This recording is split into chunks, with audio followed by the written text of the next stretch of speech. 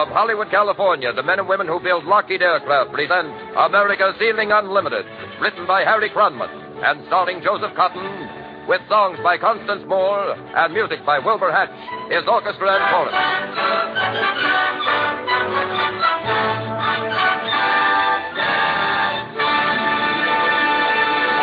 Ladies and gentlemen, by special arrangement with David O. Selznick, we bring you Joseph Cotton.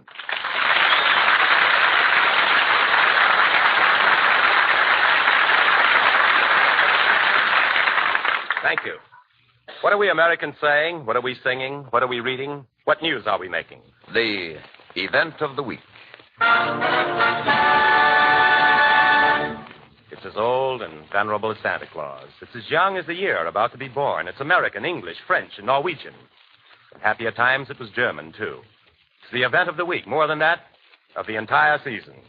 It's Christmas.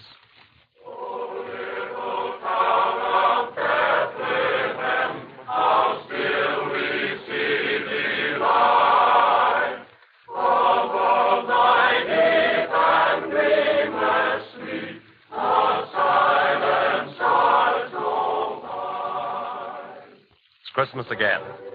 Another Christmas for a world at war.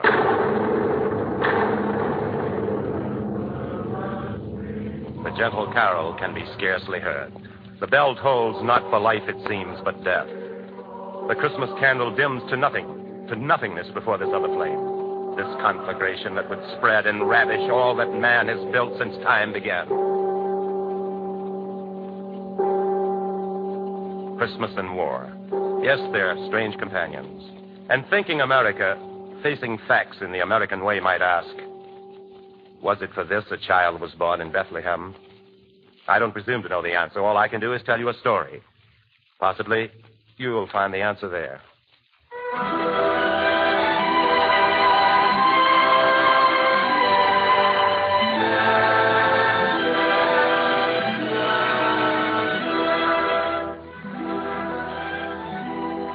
It's a story that is based on fact, on an actual letter which reached the outside world last spring by way of the underground. It belongs to the man who gave his life to write it, and through him, it belongs to all the world. For the world speaks a universal language these days. Great wings in the skies are dwarfing time and space. The world has been growing steadily smaller. Till now, when a man is whipped in the heart of Europe, his cries are heard in every decent home throughout the earth.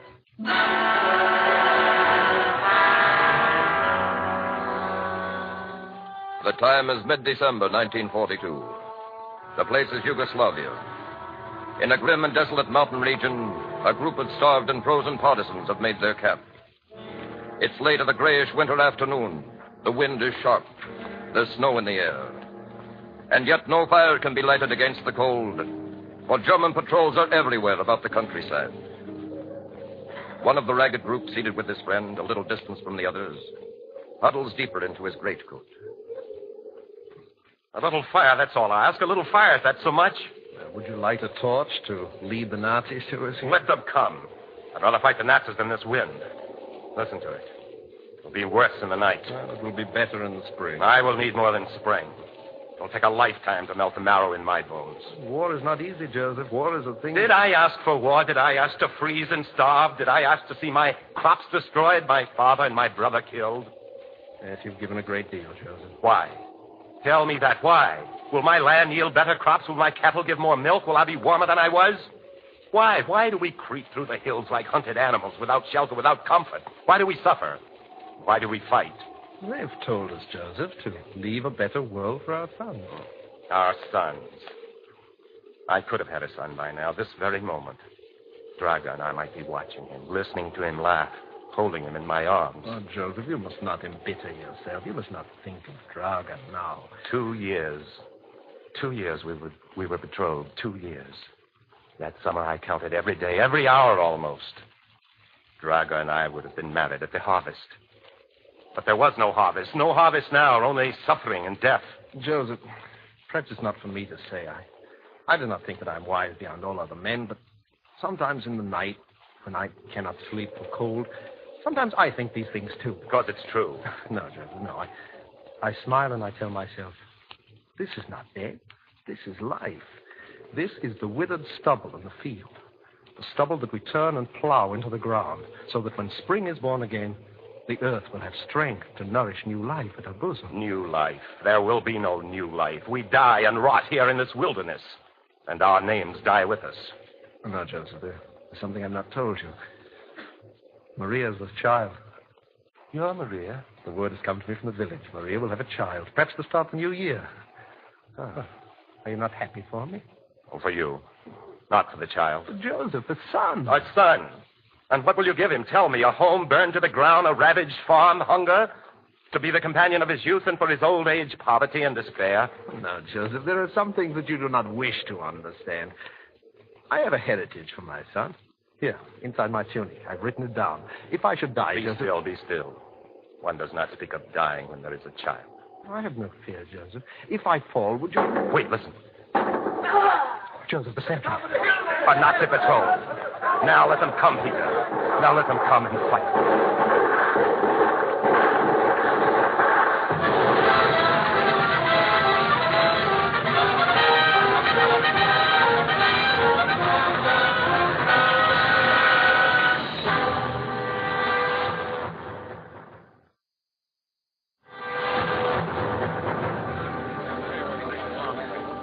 Oh, it's no use, Joseph. He's badly hit. We'll have to leave him, I'm afraid. Leave him here? The Nazis know our position. That patrol will go back and bring more men. We must move out fast. But to leave him here to die alone. We must.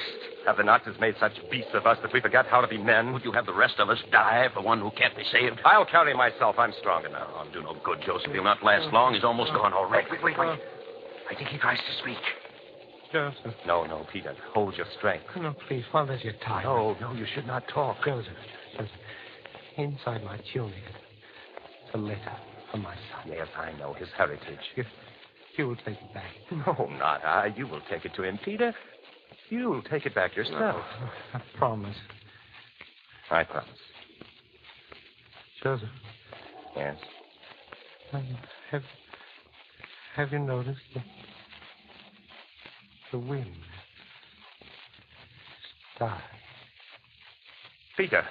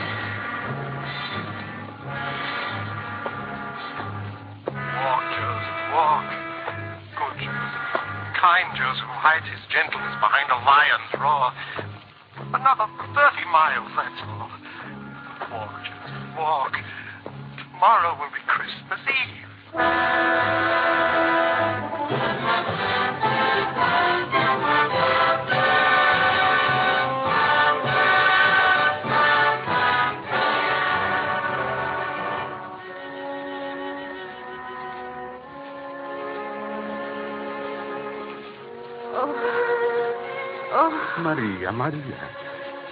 Father Joseph. I have good news, my child. I have brought you a doctor. A doctor? Ah, luxury, isn't it? By God's own grace, he was in the neighborhood with a group of partisans. He cannot stay long, Maria. You had better hurry. I will, Father. Good. Doctor, I leave her with you then? Yes, Father. Everything is in readiness. I must go out to the others. They all wait so anxiously. One would think no other child had ever been born. Father Milos, How is she, Father? Draga, that is one question I can never answer. But is she... I am both the man and the priest. How can I know what a woman feels when her time is upon her? Then it goes well. God is with her. Still, Father, it pleases me that the doctor is there, too. Now, George, have I not told you myself? God does not disdain a little help from his servants on earth. Father, is he a skilled physician? Is he well trained in the work? Draga, if God accepts his qualifications, should not we be satisfied, too? But, Father, she is so weak for lack of food. And this place is cold. It is her heart that is sick for loneliness. Come, Sophia. Must we torment ourselves with needless worries now? Have you forgotten? It is Christmas Eve. There is work to do if we would celebrate the Mass. The Mass? You would say it here? Where else? Is there another shelter for our prayers? In all the village, had they left us one other building with roof or wall? But, Father, to say the Mass here in this... Draga, my child, there was another place like this. God's name was heard there, too. The first Christmas. As it says in the book, for this day is born to you a Savior, who is Christ the Lord, in the city of David. And this shall be a sign unto you. You shall find the infant wrapped in swaddling clothes and laid in a manger. And suddenly there was with the angel a multitude of the heavenly army praising God and saying, Glory to God in the highest, and on earth peace to men of good will. Forgive me, Father. There is nothing to forgive. Come now, what say you? Will this box make a decent altar, Miss Sophia? Yes, Father, and I have a scarf for an altarpiece. I have a bit of a candle that I've saved. And I have wine. Half a cup, perhaps. I knew I could depend on you, George. All else you might lose, except your wine. I'll be the altar boy, Father. And lead with the singing, too, huh? Be quiet. Be quiet. Listen. Someone outside. All of you, be still. Who is it? Who's there? Joseph. It's Joseph. Joseph, are you man or ghost? Come in. Joseph. Joseph, you're back. Draga. You're back. Draga. If you only knew how many times I've dreamed of this. Oh, To hold you in my arms again. Draga. My son. Oh, Father, forgive me. I forgot myself. What brings you, Joseph? You must know it's dangerous for you here. I come with news from Maria. Where is she? Where is Maria? she's in the other room. Her time is near. Joseph, do you bring news of Peter? Yes, Father. Good or bad? Oh, God rest his soul. Joseph, when was it? When did he die? 10 days ago. It was a long way. I could travel only in the night, but I had to come. I promised I would bring the letter back. A letter? Do you want to leave it with me, my son? Father, there is a difficulty. I do not have the letter. I destroyed it. Oh, I had to. I was almost taken once. But still, I brought it back. I brought it back in my mind. I learned it every word, every letter, just as he wrote them. Are you sure? Yes, Father. I will tell it to you now so you may write it down again. Joseph, now, before all the others? There is nothing in it that they cannot hear. Very well, then. You may say it now. It was a letter, and at the top was written, to my unborn son. And then it said, my child, sleeping now in the dark and gathering strength for the struggle of birth, I wish you well. At present, you have no proper shape, and you do not breathe, and you are blind. Yet when your time comes, your time and the time of your mother, whom I love deeply, there will be something in you that will give you power to fight for air and light. Such is your heritage. Such is your destiny as a child born of woman, to fight for light and to hold on without knowing why. Go on, my son. Yes, Father.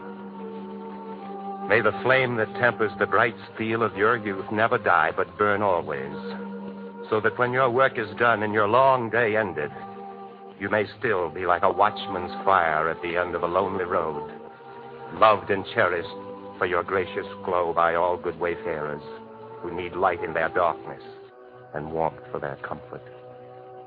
The spirit of wonder and adventure, the token of immortality, will be given to you as a child. And may you keep it forever. With that in your heart, which always seeks the pastures beyond the desert, the dawn beyond the sea, the light beyond the dark. May you seek always and strive always in good faith and high courage in this world where men grow so tired. Keep your capacity for faith and belief. But let your judgment watch what you believe. Keep your power to receive everything. Only learn to select what your instinct tells you is right. Keep your love of life, but throw away your fear of death. Life must be loved, or it is lost, but it should never be loved too well. Keep your delight in friendship. Only learn to know your friends. Keep your intolerance. Only say that what your heart tells you is bad. Keep your wonder at great and noble things. The sunlight, the thunder, the rain and the stars, the wind and the sea, the growth of trees, the return of harvests, and the greatness of heroes. Keep your heart hungry for new knowledge. Keep your hatred of a lie. And keep your power of indignation. Now, I know that I must die.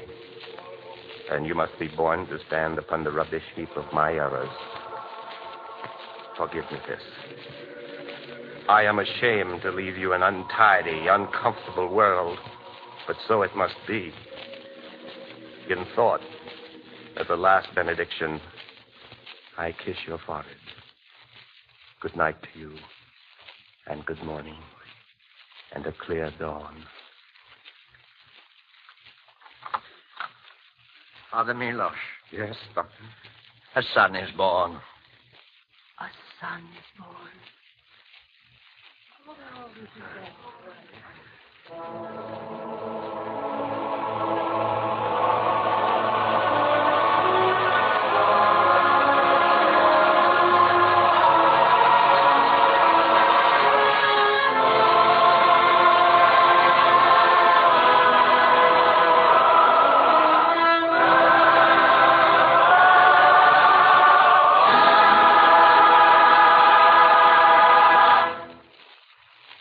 Our sincere thanks to our good friend of the Mercury Theater, Agnes Moorehead, who played the part of Draga, to Hans Conried, Lou Merrill, Pedro de Cordova, and the rest of the cast who helped us tell our story. For them, and for the men and women of Lockheed, may I give you the first Christmas greeting of all. Peace on earth, and to all men of goodwill.